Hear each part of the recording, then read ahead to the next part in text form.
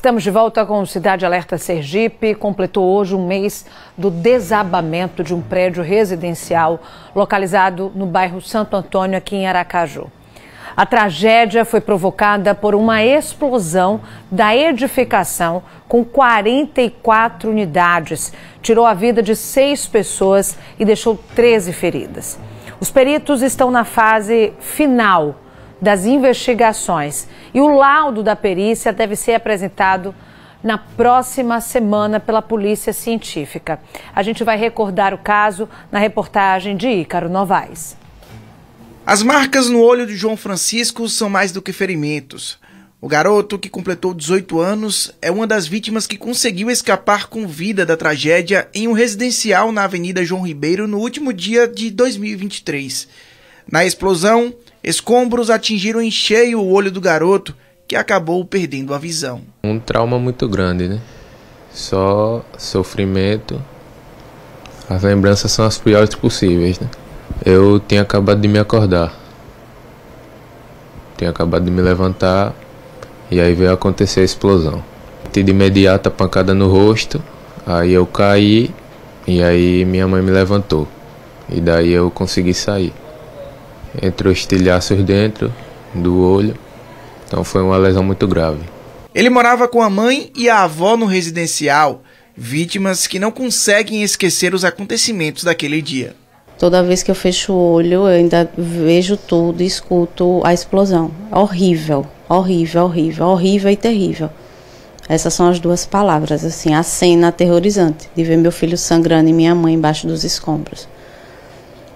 Foi a guerra. Horrível, horrível mesmo. Não se imaginava. Tinham rachaduras, derrubada de paredes, tudo indiscriminavelmente. Não tinha um cuidado em si, porque não se pensava que pudesse acontecer, né? Então é difícil. Eu não imaginava que pudesse chegar a acontecer dessa forma, não. A explosão, seguida pelo desabamento de algumas das mais de 40 unidades do residencial, provocou a morte de 6 pessoas e deixou outras 13 feridas. Esse advogado, que representa a família do João e da Tássia, tem acompanhado o andamento das investigações e crê na responsabilização dos culpados. Constatou-se desde o início, na verdade, a possível irregularidade do empreendimento, né?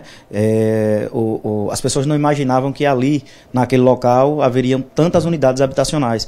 Até porque quando você enxerga, quando você passa pela frente, é um pouco estreito o terreno e não dá para ter a dimensão do que realmente ali abrigava, né? Que abrigavam tantas famílias ali dentro.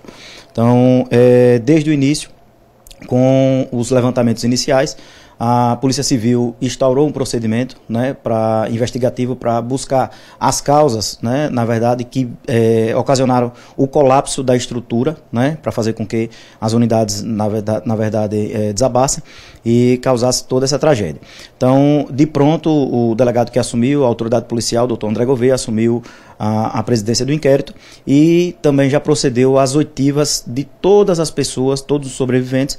E nós estivemos na delegacia também na semana passada, e ele colhendo o depoimento dessas pessoas, e são vários relatos realmente que levam a entender que houve sim, antes do desabamento, a questão da explosão desse botijão de gás. Aparentemente porque pessoas relataram inclusive que sentiram esse cheiro do vazamento do gás antes de colapsar toda a estrutura. E desde então a gente vem acompanhando, em conversa com o delegado mais cedo, ele me passou também a informação de que aguarda a chegada dos laudos, né, referente à causa realmente do desabamento, para que outras providências sejam tomadas no sentido de responsabilizar as pessoas que realmente contribuíram, de certo modo, para a ocorrência desse sinistro. Um mês após o desabamento, o residencial permanece interditado para o trabalho da perícia técnica. A princípio, o Corpo de Bombeiros tem até o dia 2 de fevereiro para apresentar um laudo detalhado com as causas do acidente, mas a tendência é que esse prazo seja prorrogado por mais 30 dias. De acordo com o capitão Alan, subchefe da assessoria de comunicação do Corpo de Bombeiros, os trabalhos constatam as irregularidades do imóvel. No dia 31 mesmo, nós entramos em contato com nossa equipe da Diretoria de Atividades Técnicas e verificamos que o imóvel não possuía o atestado de irregularidade do Corpo de Bombeiros. Então não tinha um projeto contra incêndio e pânico aprovado, ele era irregular, era um imóvel que para o Corpo de Bombeiros ele não existia. Entrando lá no local da ocorrência, a gente não tinha noção que tinha aqueles apartamentos, porque na frente, na fachada do imóvel, tratava-se de uma edificação que quem olhava percebia que era uma edificação unifamiliar, onde morava apenas uma família, talvez um sobrado. Mas, na verdade, tivemos essa ingrata surpresa de ser uma edificação com 49 apartamentos, né, e nenhum desses apartamentos tinha nenhum suporte técnico, nenhum preventivo do Corpo de Bombeiros.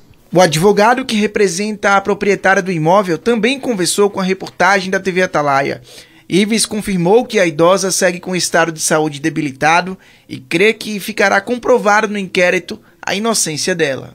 Dona Gildete ainda encontra-se com a saúde muito debilitada, não é para menos. Logo no dia do ocorrido, ela sofreu um infarto de grande extensão, ficou hospitalizada na UTI e recebeu alta hospitalar, mas ainda continua com a saúde muito debilitada, tanto em relação ao infarto quanto também as consequências psicológicas que sofreu. Esclarecemos a todos que Dona Gildete ela foi ouvida na condição de declarante, na condição de testemunha e de vítima que é dos fatos. Nós não fomos comunicados ainda oficialmente de qualquer questionamento administrativo por parte do município. Então nós vamos aguardar que o município faça essa notificação para que consigamos demonstrar através de documentos a regularidade do imóvel. Enquanto aguardam pelo desfecho do caso e a conclusão da investigação, as famílias desabrigadas têm enfrentado dificuldades para reconstruir o lar. O auxílio à disposição no momento é de um salário mínimo ofertado pela Prefeitura de Aracaju, mas que tem prazo para acabar. O auxílio ele vai ser por 3 meses, né, de um salário mínimo mensal. Passados 3 meses, esse auxílio se encerra.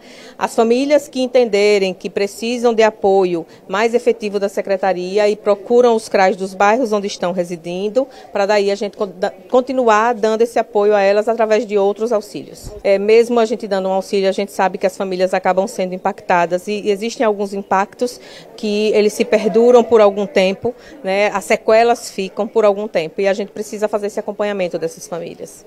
E falar em reconstrução é difícil para quem perdeu um familiar na tragédia e viu sua vida revirada. Está difícil, porque meu filho teve o relatório, o laudo, que ele não vai enxergar mais e é um tratamento para a vida toda.